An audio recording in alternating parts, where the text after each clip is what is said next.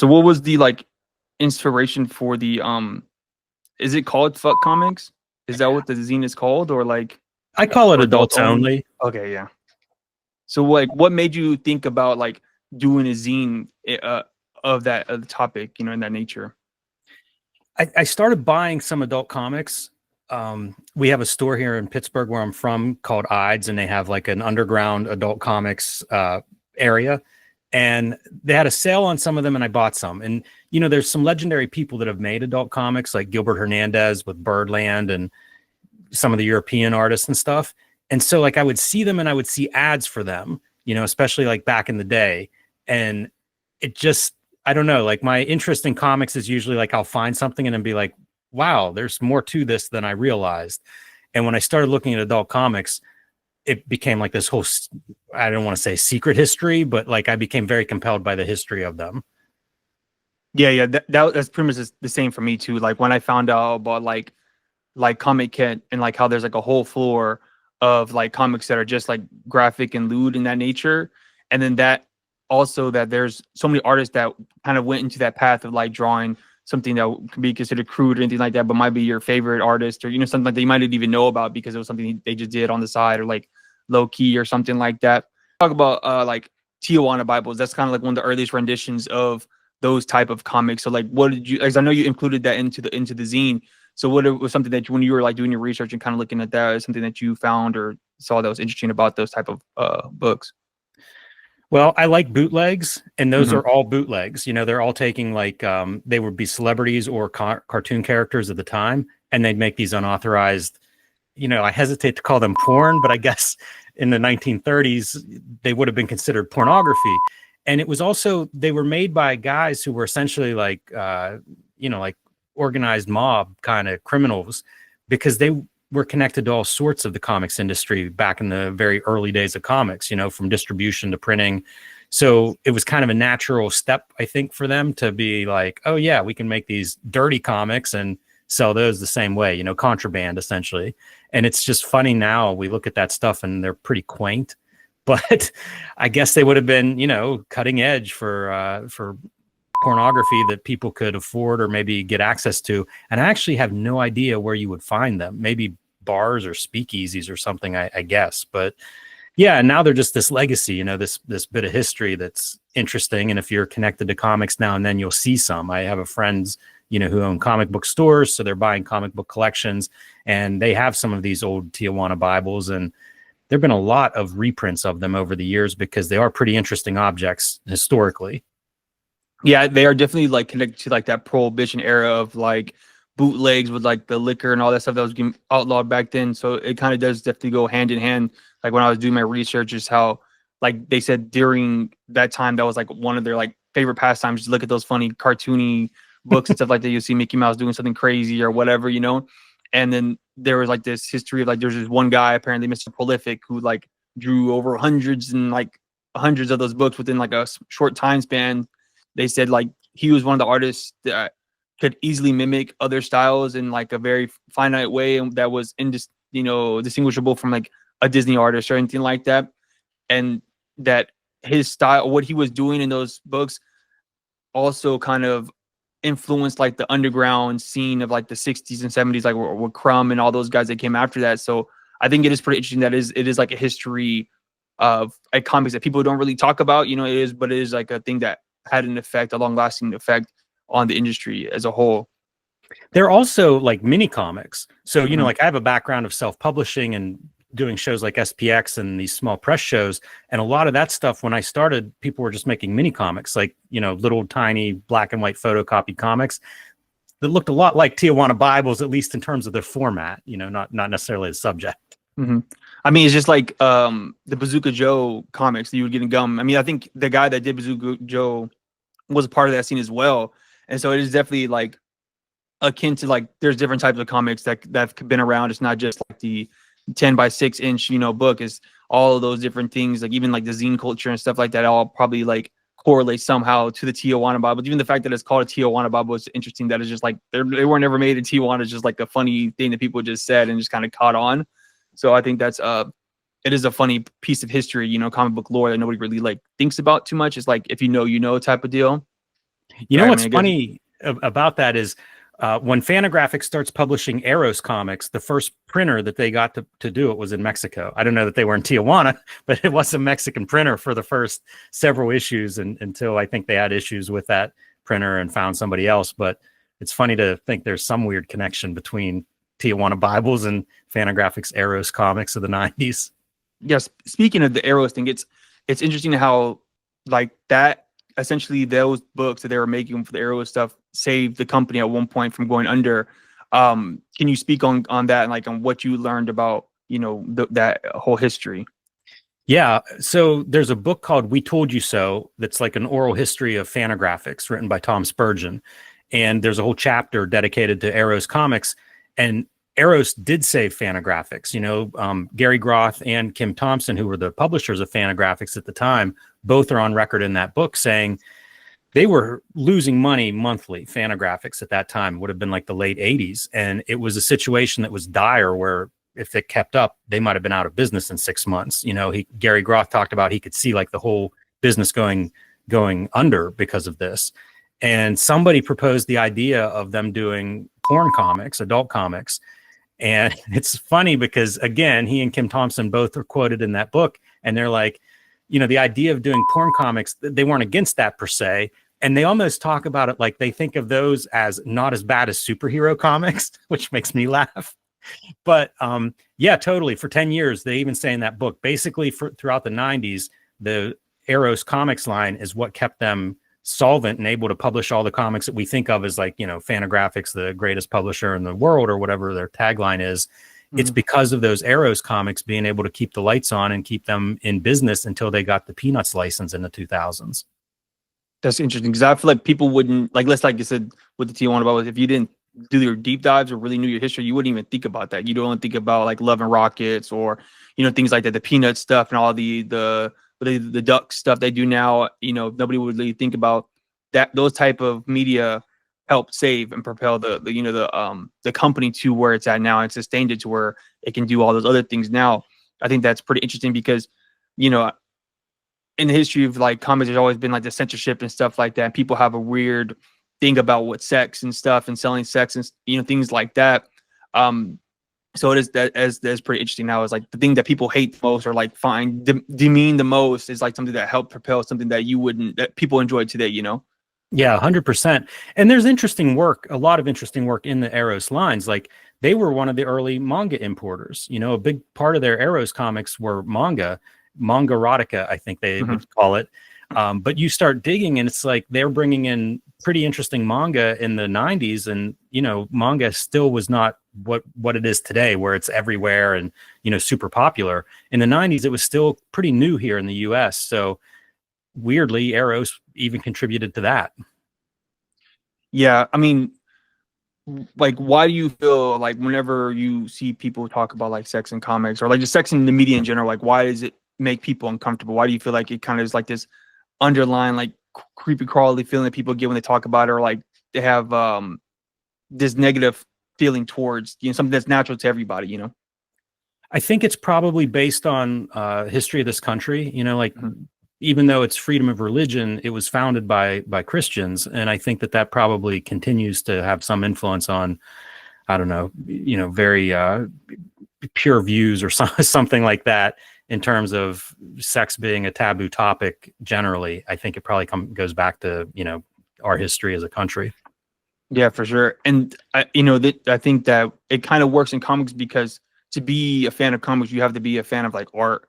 And I think that most artists don't really see the body as like those type of things as something negative. Because like, I mean, even me, like I'm an artist. When I study anatomy and stuff like that, sometimes I have to look at nude photos. I have art books, anatomy books that are like straight, naked people posing and modeling and stuff like that. So I think there is like this era of like, it's not necessarily just like some perversion. It's like you'll read a art book or you'll look at a comic, you'll see like the nude stuff, but it might not necessarily be like some sort of like arousal. It's kind of just like, oh, that's interesting that he was able to draw it that way. Like Adam Hughes, for example, like he's literally sells sex with his covers for the most part. He knows how to draw women beautifully and to a T. And that is like something that people pick it up for the art, but they also could pick it up for other things. But what I'm saying, like, it's kind of interesting how that kind of correlates with artists and things like that. The other probably influence, especially with comics, is that for so long in American history, comics were for kids, you know, Mhm. and I don't agree with that, but they were sold that way. Like once the Comics Code shows up in 1954, it's really a matter of like, this is a children's medium. Um, you know, as a comics fan, I know that's not the case, but that's how it was sold in America for decades. So I'm sure, you know, that contributed as well. Like the worst place you could possibly have sex or nudity or anything would be in this medium that's intended for children, even though clearly those books, you know, were not intended for children, were not marketed to children, and on and on. But it's still kind of a legacy of things like the 1954, you know, Senate subcommittee hearing on juvenile delinquency in comics. Mhm. Yeah, the Comics Code definitely like was weird. You know what I'm saying? Even before that, like when I'm doing the research for this video, I start with like mainstream media, like movies and stuff like that. And there's the Hayes Code, which was like the guy who was in charge of all of the movie production studios, and he hammered down on the studio productions about like cleaning their act up, or Hollywood was going to go under because it had such a bad rap around like the actors and directors, and they're doing all this crazy stuff.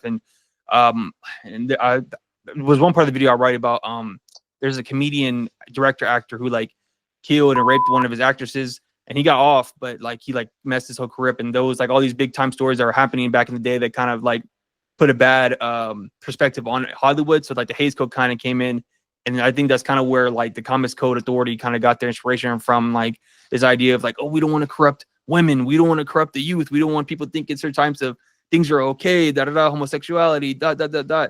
And so it definitely is a long lasting effect even to this day, where people kind of have these weird or like interesting conservative views on certain things. And like in an older video, I made the argument of like, why is it okay for us to show somebody getting their head blown off, or like arm, you know, all these violent, hyper violent things in movies and TV shows, but when we show somebody doing like, you know, anything lewd ish, like even just dressing in a sexy way, it's kind of like taboo, or it's a problem. Yeah, I agree completely. And, you know, I can't explain it. It's weird to me that violence is completely okay. Horrific graphic violence is fine, but yeah, show a little bit of skin, and, you know, can't have that. So what are some of like, out of all the books you were looking for and you found, what are some of your favorites that you picked up? Oh man, this is always my hardest question to recall. I don't know where to go with that.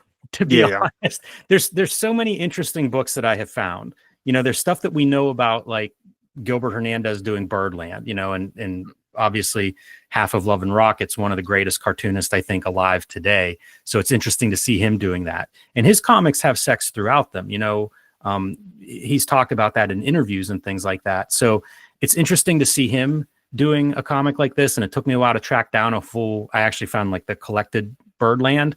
So that was a book I was really excited to get and to read. There's been some interesting writing on that as well. I think there's a lot more to that book than just the sex part. Don Simpson did a bunch of books under the pseudonym Anton Dreck for Eros. And the first one was Wendy Whitebread, this undercover cop who was there to like stop prostitution and stuff. It's ludicrous, but he's a great figure drawer, and it's pretty funny. And one of the more sought after, more expensive books in the aftermarket in terms of Eros. So that's pretty good.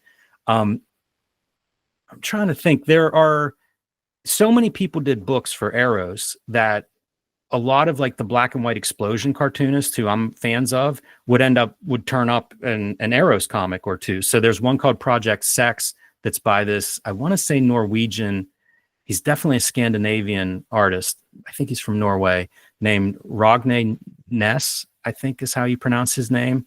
And he had done a couple of black and white books, one called Daylog that's about a cyborg in the future. And they're incredible. Like for black and white explosion books, they're hyper detailed and, you know, just really amazing. And he did an Eros comics called Project Sex. So that was really exciting to me because I'm only aware of, you know, 4 or 5 comics total that he produced. So it was very exciting to like find another comic by him. I'm sure I'm forgetting a lot because they produced so many. There were over 1,000 Eros titles, which is just mind bending because now they're very hard to find, you know, and you think like they produce so much. And if you go to almost any comic book store, you'll be lucky if you can find one. You know, they just left the comics, you know, I think were sold mostly through stores and probably mail order, but now, you know, they're like this erased part of comics history. You think that was like a concerted effort to like not reprint a lot of those things, or people are just holding on to them really tight because they kind of figured they weren't going to get huge runs of those, or how do you think that happened? I don't know. I think maybe people bought them and they kind of slipped out of collectors' collections because they were maybe ashamed of them. They didn't want to Hmm. store them with their Spider-Mans. And maybe they don't want to take them back to the shop, whenever people are selling their collections or getting rid of them. But I really don't know. It's all speculation. I have no idea what happened to them. I just feel like it's this big part of comics history that's kind of missing, which is why I made a zine about it, because I do think it's interesting. It's a huge part of work. Like, lots of people did this. Virtually every publisher produced some of these comics, and yet there's almost no sign of it at most of the comic book shops that I go to. Yeah, that is interesting. I mean, one of the shops around my house has like a porno section too, so I might have to go and check and see if I can find those. They have a lot of like Japanese manga in there. They have like old Playboys and Hustlers and Penthouse comics, or not comics, just like the actual magazines. Because I mean, that comic shop has just like a bunch. It's like a antique type shop, but it's like half a comic shop. The rest of it's like all this old memorabilia. Like the owner, his name is Dave. He's been owning the shop since like the 70s.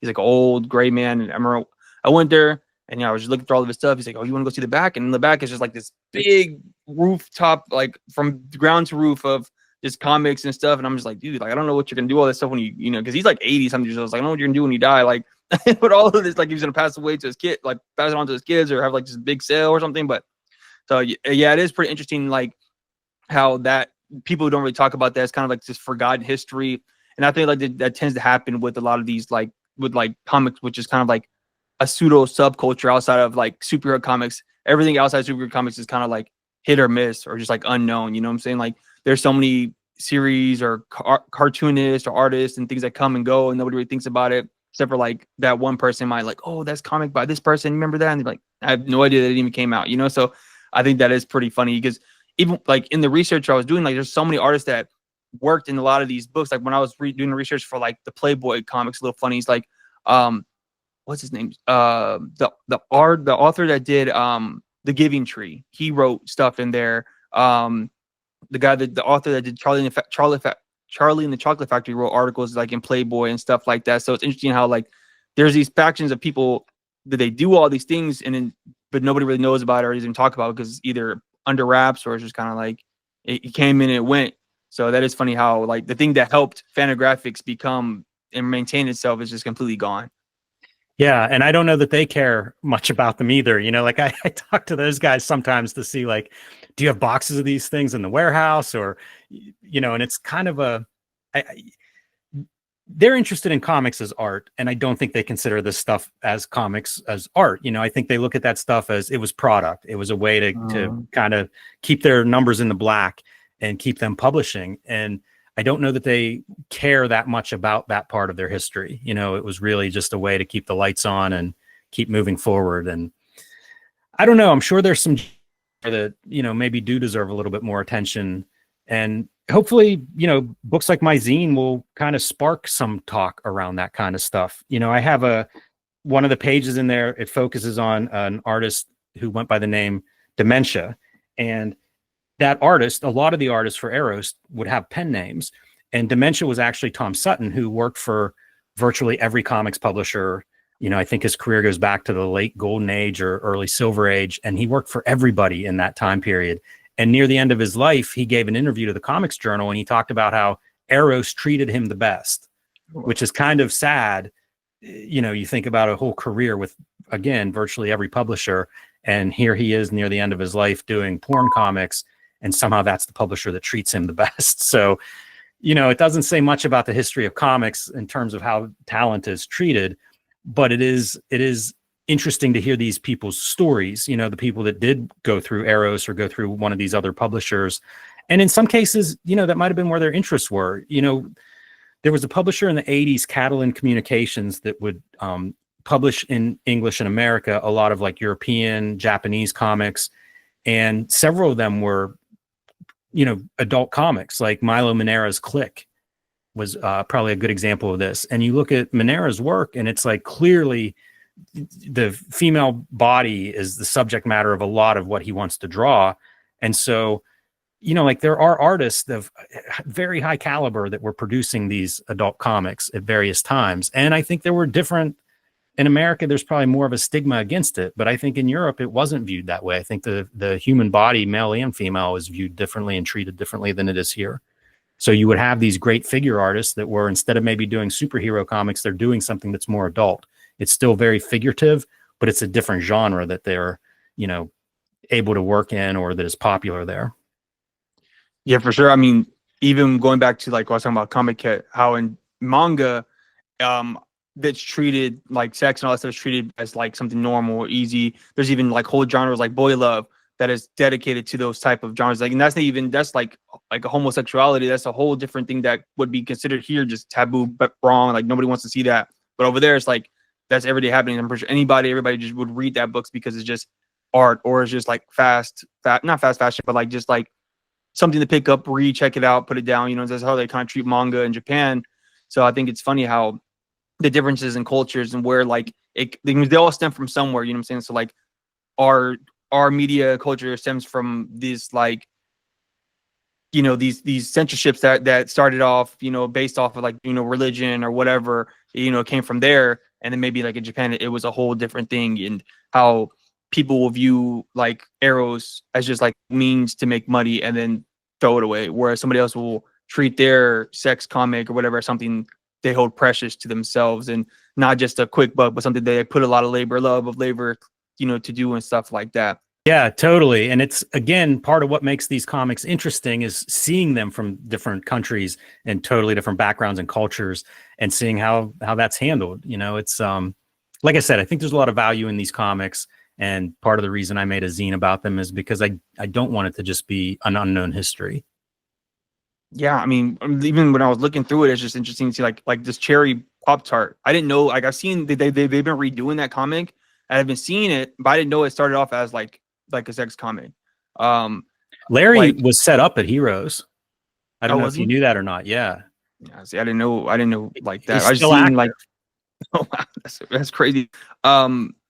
Michael Frank Thorne. I was looking at some of his stuff, and he's like another big guy. He is great art. They have a whole collected edition of his this Iron book you put in here, Iron Devil, on Amazon. I've been looking at to buy it. I haven't bought it yet, but like these all these like prolific artists that are in these books and stuff like that have worked for like the big two, like Wally West, Wally Wood, yeah, and he was big in all that stuff too. He has art books dedicated to those type of like that type of artwork, right? Something that could be seen as being beautiful and magnificent because it is really high quality artwork, but it's like nobody wants to do anything with it, you know.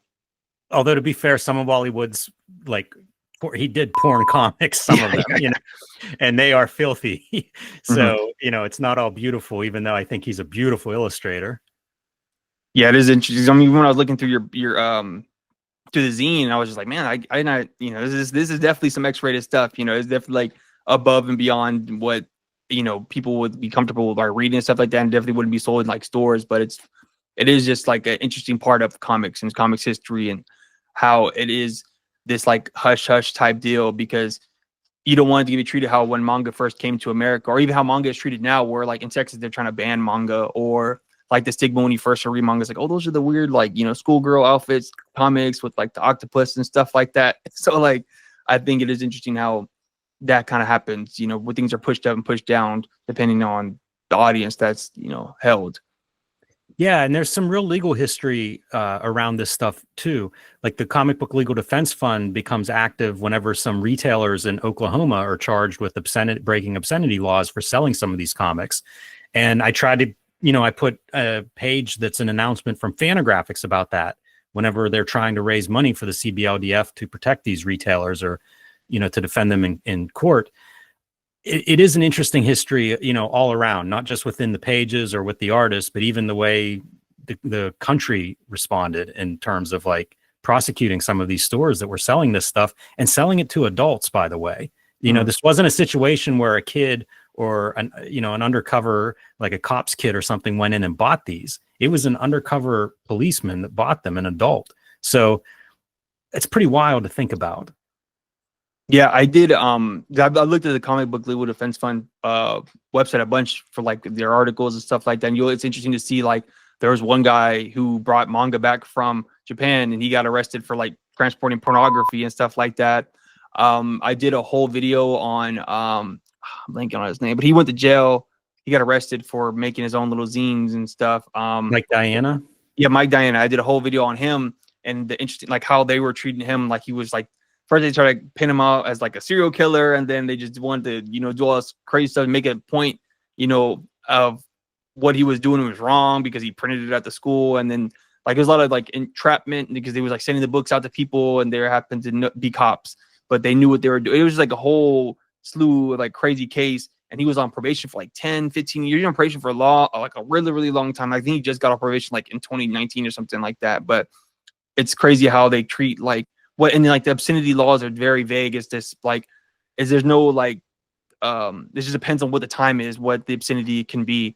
So it is a lot of history behind it, just like you said, off the pages, on the pages, who worked behind these things and stuff. So it is funny how we, or like society, portrays these pieces of art, stuff like that. Yeah, and that brings to mind even like whether comics are considered art, because like you wouldn't have a painter, for example, being prosecuted for like, oh, they're painting the nude figure, this is pornography. But it points to like most people, especially in the 90s, would look at comics as, garbage culture, lowbrow culture, and not give it the same treatment or respect that you would give other art forms. So yeah, there's a lot around this stuff that's worth talking about and worth remembering, and hopefully not worth just erasing from history.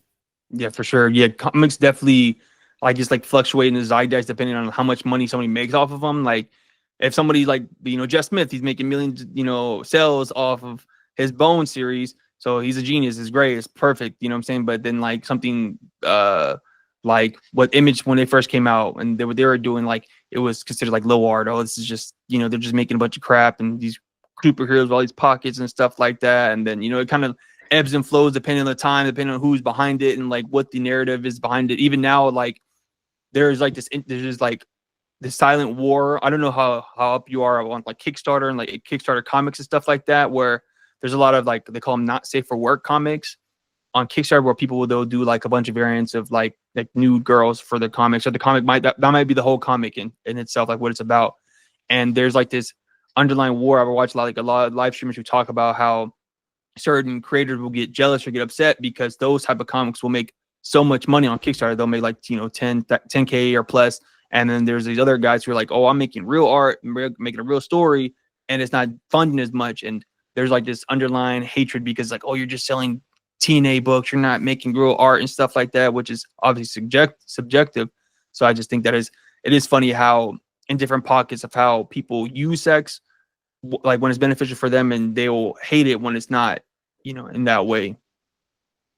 Yeah, and it's worth noting that because so many of these books were produced in the 90s, and not just in the 90s, but a lot of the stuff that I've been able to find are the 90s books, you do get a very wide representation of sex across them, and fetishes, and all kinds of whatever weird thing you might be into. But it's actually, I think, kind of healthy and interesting whenever you look at it as a cross section. If you have 1,000 titles to choose from, almost everything is represented there in one way or another, and that feels like a positive thing overall. Yeah, for sure. Then that's another point I want to make in the like the video, is that when you give out, like when you put out like sex, you kind of make it more normalized and stuff like that. It makes for a more sex positive society where people don't have to feel repressed over what they feel they're attracted to, and things like that. Like some of the most banned books in America are like gay books, like Gender Queer. That book was like the #1 hot book of like the last 5 years that people use as point of contention to like ban this book, ban that book. And I read that book and I was like, there's nothing really crazy about it. Like people always use ideas like, oh, it's for kids. This is a comic supposed to be for kids. But I would watch interviews with the author, and they were just saying like, no, this was meant for like teenagers and older, and like this wasn't meant for like little children and things like that. And, like I said, reading the book, it really just opened my eyes to like the idea of what it was and what that person's experiences, growing with their own sexuality and what it means and what it looks like and the things that are pushed onto them and ... And when we try to suppress that type of media or those type of stories, it negates like the whole entire like system, and it messes people up in a real way. And like you said, there's so many different comics that came out, and people might have picked it up for like the funny things, but then it might turn into something else that hopefully is not like perverted. But even if that is the case, it like can open up the conversation to maybe you could talk to your parents about it or talk to whoever, and you can get a different grasp and idea instead of just like coming into the world and not knowing anything about sex or any of that stuff, and it kind of like blasts you in the face in the wrong ways, you know? Yeah, I just read an intro to a book. It's not an adult book per se, but it's an artist kind of defending, the ability to make any kind of art that you want. And he was talking about any expression is expression. It's not repression. And I thought that's a pretty good summation of this stuff. Like the idea of banning, drawings on paper or something where nobody's getting hurt. There is no apparent victim in any way there. I just think, talk about misdirected energy. You think of whatever problems we're facing as a whole, and I can't believe that banning that book is actually going to address or fix any of those problems. Mm-hmm. Yeah, it's just more like keeping you from having that uncomfortable conversation with, whoever picks it up, what the questions that they might think about or have for like a child. It's like people always point to kids or something like that, which is interesting because it's like, I don't know why your kid would have access to those type of things. And if they do, you shouldn't be like, oh, no. Like, we're not going to talk about that right now. Da, da, da. So it's kind of funny how that correlates, and like you said, art is expression. It's like, and it's not even just the expression of the person who puts it out, but it's also like the interpretation of the person who perceives it. There's so many different, like, and that's supposed to be like the beauty of art. Like, there is no one way to view or grasp something like that. Like when I read your zine, I saw it as like a time capsule of certain things that I didn't really know about. And it was just also just like interesting, like timing, because I was also thinking about this, period of time of sex comics and stuff like that. So, it kind of works out in a good way.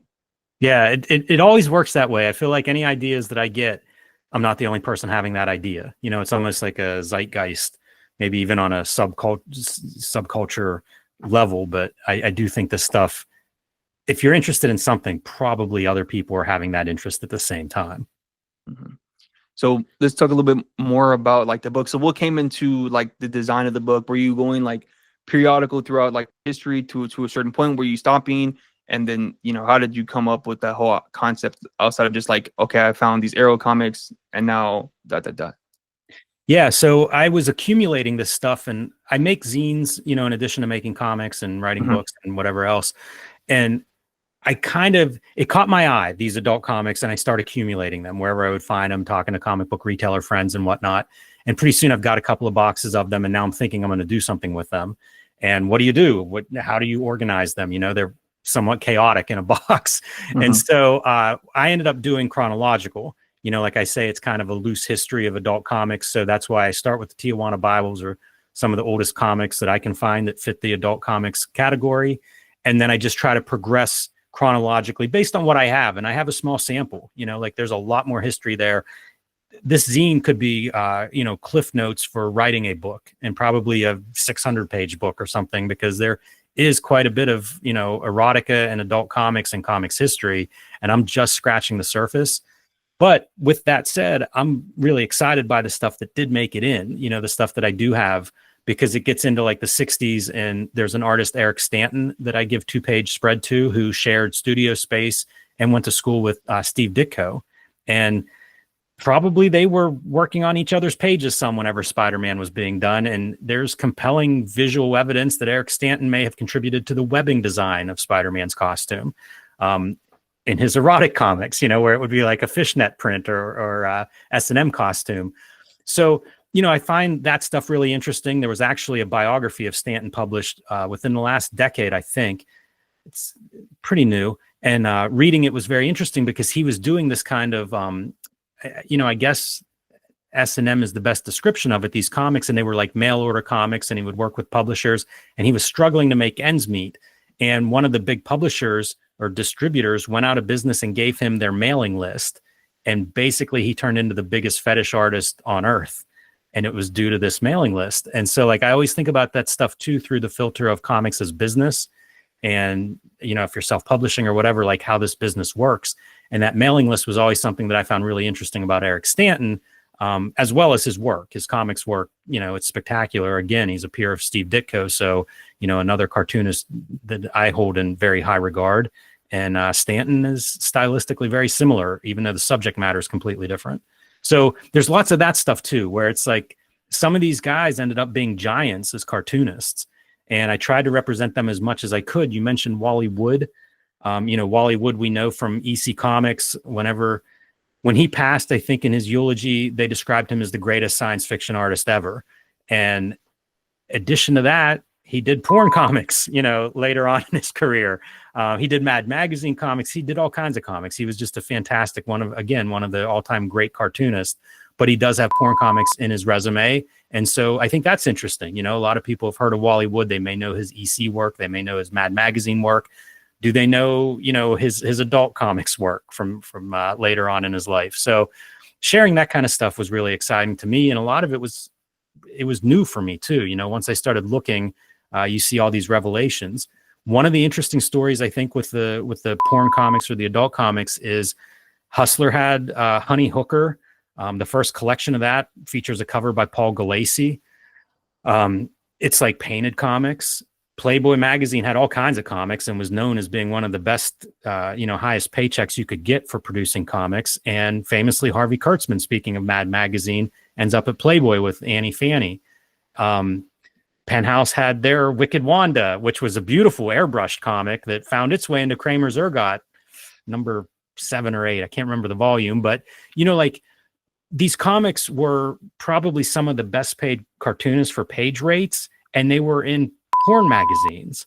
So I think that's pretty interesting. In the 90s, Penthouse Comics published it was just straight comics, original new comics, and they were known as having the highest page rates in comics. So, that's kind of interesting too, whenever you start just, again, looking at sort of the different angles of porn comics and adult comics and how they cross over with what we know in comics history. And it's interesting that they pay some of the highest page rates in history. Yeah, it might have to be like they probably pay a lot because they know the stigma that people might have behind it. So that's pretty interesting. Even with like Penthouse, because that's the section I just left off of when I was writing. How like they kind of came from the main Penthouse comic magazine to the comics, and how they did like the 4 or 5 year run until like everything just like burned to shit. Like whenever the editor like fired the other editor, he's like George Crow. I don't remember his name, something like that. And he was like, I'm taking all the money and all this other stuff. And, he like messed up the whole entire like thing. But it is interesting. Like there were so many people who came through those paths, who went through those paths, maybe even to make money, maybe because they're just interested in doing that, trying to do something different, had a different story to tell. And it is like interesting that you definitely, in your zine, chronologicalize that there. Are those like scans of the books that you have on those pages, or they're like fine clips? Most of them are scans from my collection. There are a few exceptions.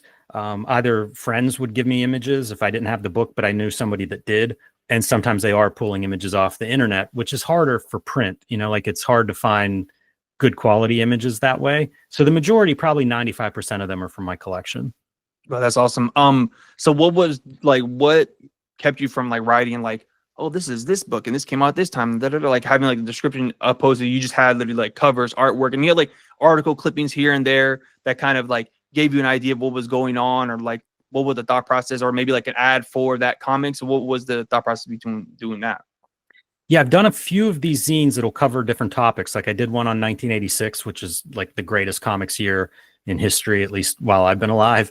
And it's all found material. I saw a movie when I was in college called Atomic Cafe, and it was about sort of like nuclear proliferation, but shown through things like duck and cover animations that were showed to students of like, oh, if you see a mushroom cloud out the window, duck under your desk, is what and it's like, it looks ridiculous now, but the movie was all found footage. There was one on ESPN would do 30 for 30 series, and they did one on like the day of the OJ Simpson chase, and it was all found footage. So it's all just like news clips. There were big sporting events that were happening that day.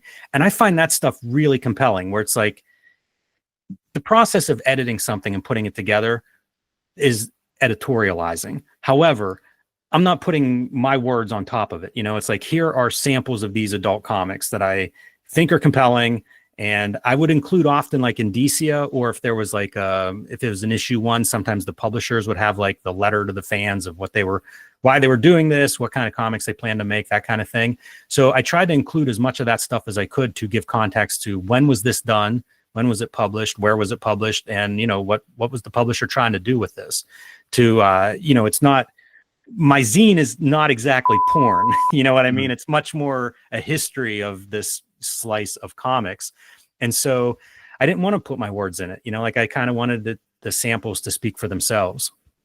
Yeah, that is interesting. It definitely gives them more of like a raw feel of just kind of like, this is what's going on. This is what it looks like. This is how it is. And it doesn't like, you just put it together and here you go. Like I like the example of, like you said, of the OJ 30 for 30. I think I might have seen that, but it gives you a more sense of like, it engulfs you in what's going on, instead of like, oh, they having a narrator kind of guide you through it. It's kind of like, here, like follow your own path to see what you see. Because now it's like every time you go back and look at it, you'll see something different because you're not being told where to go. You kind of just each image, like there's so much on each page, whereas like multiple covers, multiple images, like I said, the little clippings of like the articles or advertisements that you can read and kind of gives you a little indication of what's kind of happening or what this was about and stuff like that. So I think it is definitely an interesting choice of like design for that book. And I really liked when I first read it, because I kind of read it through and I was like, oh, well, there's nothing in here like to see, to like read. So I'm like, okay. And then I read back, and then when I looked at it more and more, I was like, okay, and zooming in on like the articles and reading what it says and kind of like giving a little bit of context of what's going on. So, I think it's really, really cool. Yeah. And I had a checklist, I was trying, there were artists that I wanted to make sure I represented. Like Frank Frazetta has an Eros book, and it's like a collection of his illustration from, what I'd call adult paperbacks, would have like maybe some black and white illustrations. And that's what his Eros book is. This is the early days of Fantagraphics publishing this stuff and trying to figure out what kind of good books can we make with this concept. So like when you see a Frazetta, it's like, okay, I've got to include that. That's a really noteworthy artist to be in there. But then I also thought about subject matters too, like Betty Page. Betty Page has been the subject of a lot of adult comics over the years. So I wanted to represent somebody like Betty Page. Tracy Lords, has several comic books that came out about her, where it wasn't even necessarily an adult comic per se, or part of like an Eros publishing line, but it might just be a biography, and I thought that stuff's pretty interesting and kind of crosses over. So, I did try to represent as much of what I think of as that history as I could, but also have it be a lot of like, doorways for people. People might know Betty Page, or they might know Frank Frazetta art, or, any number of things that are in this zine. And by default, as part of the history of this kind of genre, I wanted to just kind of show people there's a lot more here than you might have realized. And go seek it out. Here's the cover, or here's the artist's name. There's enough information there that if you find something that you're interested in, this should help you go find more info on that artist or that book or that character. Yeah, that is dope. Yeah, because it definitely gives you like a more context of what, like I was saying earlier, just what was going on and how those artists represented themselves in those spaces. I mean, everybody knows Frank Frazetta draws, beautiful women. So like it kind of just makes sense that he would have done something like that, or he would have been tapped to do something like that, because he does draw, like beautiful women, great painter and stuff like that. A couple of more threads that you might want to look into or include. So I've been talking about Eros comics a lot, and I like Fantagraphics, so that's part of how I got there. Another big publisher is Comics, and they came out of Revolutionary Comics, which used to do all the rock and roll biographies. They did a lot of biographies, but they were known for the rock and roll comics, the unauthorized, Guns N' Roses or Anthrax or whoever. And the publisher, Todd Loren, was murdered. After he died, some of his staff, they had started to do comics that would be like biographies of porn stars. They were based in LA. So they had access to kind of like the porn industry, and they would go to parties and meet these people, and they would actually interview and talk to porn stars. And the idea was, we'll get their endorsement, and it'll be, obviously there's an audience for this. They broke off and they started their own company called Comics, and that ran through the 90s and into the early 2000s. And then like the publisher sold it to someone else. I think it might still be functioning today, but they also were able to sell those comics through adult stores, which is something Eros Comics never achieved, even though they tried. So Comics is kind of noteworthy. I think their best seller, it may have been, all their stuff was tied into like porn stars and active porn stars. So there might have been some big porn stars. I forget, I'm slipping on the name, but there was a porn star that had like a pony shoe deal. It was kind of like the early 2000s, whenever porn and the internet, and everything was almost like, is this mainstream? Like, you know, Mhm. and so that might have been their bestseller, but they did a 3-part history of adult cinema, and that sold really well for them. So, you know, there are interesting kind of noteworthy books, you know, stacked around. The other thing, part of what made me make this zine is I just wanted a directory, a list of these titles, and I couldn't find it anywhere. And I came across like Fantagraphics would have catalogs, I think twice a year, full color catalogs. I used to mail order comics from them because I didn't have a good comic book store. So I'd be like, oh, 8-ball back issues, or, you know, whatever. And I found that they had one issue that was their Arrow. It was like an Arrows catalog.